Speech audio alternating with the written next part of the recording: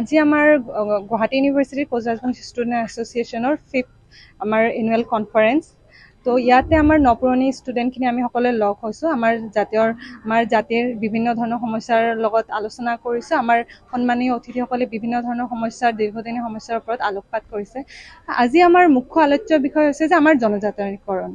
ইমান বছৰ ধৰি আমাৰ এই বিৰল জাতিটো আজিলৈকে জনজাতিকৰণ, আমি আজিলৈকে ভূমিপুত্ৰৰ নাপালোঁ, আমি ভূমিপুত্ৰৰ পৰিচয় পোৱা নাই ভালকে। তো আজি মই ইয়াৰ পৰা আমাৰ সন্মানীয় মুখ্যমন্ত্ৰী ডাঙৰীয়াক এইটো কথা জনাব বিচাৰোঁ যে আজি আপুনি কেইদিনমান আগতে অৰুণোদয় আপুনি লঞ্চ কৰিলে। অৰুণোদয় মানে হৈছে সূৰ্য উদয়, কিন্তু আজিৰ দিনত আমাৰ এই বিৰল জাতিটো, আমাৰ কোচ-ৰাজবংশীৰ এই বিৰল ইতিহাস থকা জাতিটো আজি এতিয়াও আমাৰ সূৰ্য উদয়টো দূৰৰ কথা, আজি আমাৰ সূৰ্য অস্ত হৈ আছে। আমি কিয় আজিলৈকে নিজৰ ভূমিপুত্ৰ হোৱাৰ, খিলঞ্জীয়া হোৱাৰ পৰিচয়টো ভালকে পাব পৰা নাই? কিয় আমাৰ এইটোৰ কাৰণে ইমান দিন আমাৰ মানুহখিনি ইমান দিন কষ্ট কৰিব লগা হৈছে?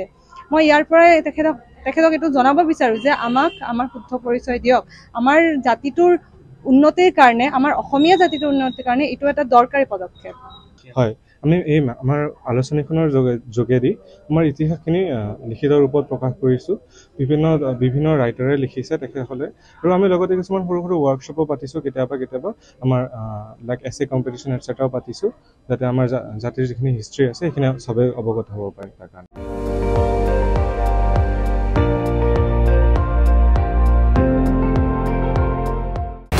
আপুনি চাই আছে ND24, সৰ্বশ্ৰেষ্ঠ নহয় সৰ্বোত্তমৰ দৌৰ।